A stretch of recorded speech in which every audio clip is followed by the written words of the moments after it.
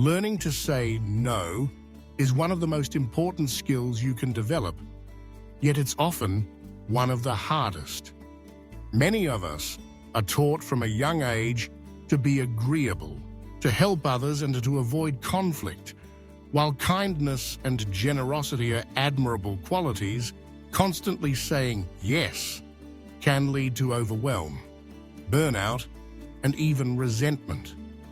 Mastering the art of saying no is not about being selfish or unkind. It's about setting healthy boundaries and prioritizing what truly matters to you. Imagine your time and energy as a finite resource. Every commitment you make is a withdrawal from that resource. If you say yes to every request, project, or favor, you eventually run out of reserves for yourself, your priorities, and the people who matter most to you.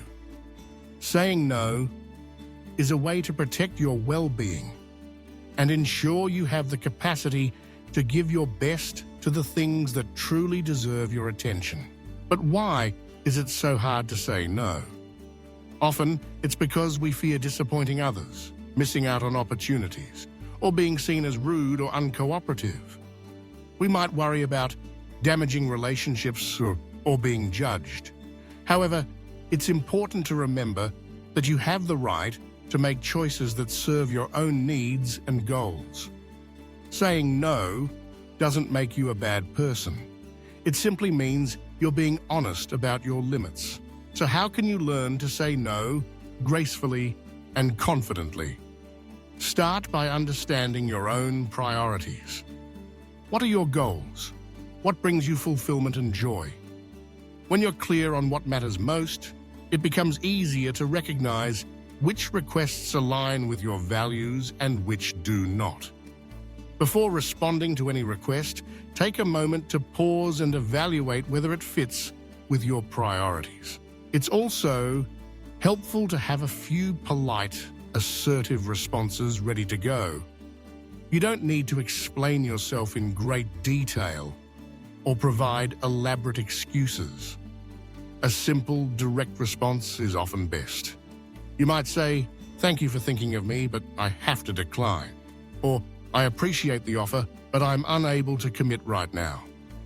If you want to soften the refusal, you can express gratitude or suggest an alternative, such as, "I can't help with this project, but I'm happy to recommend someone else who might be available." Practice makes perfect. The more you say no, the more comfortable and natural it will feel. Start small, perhaps by turning down minor requests or invitations that don't align with your current needs. As you build confidence, you'll find it easier to say no in more challenging situations. Remember that saying no is not just about protecting your time. It's about respecting yourself. It sends a message to others that you value your own boundaries and expect them to do the same. Over time, people will learn to respect your decisions and may even admire your ability to be honest and assertive. Ultimately, learning to say no opens the door to a more balanced, fulfilling life. It allows you to focus on what's truly important, reduces stress, and empowers you to be your best self. By setting boundaries, you create space for growth, creativity, and genuine connection.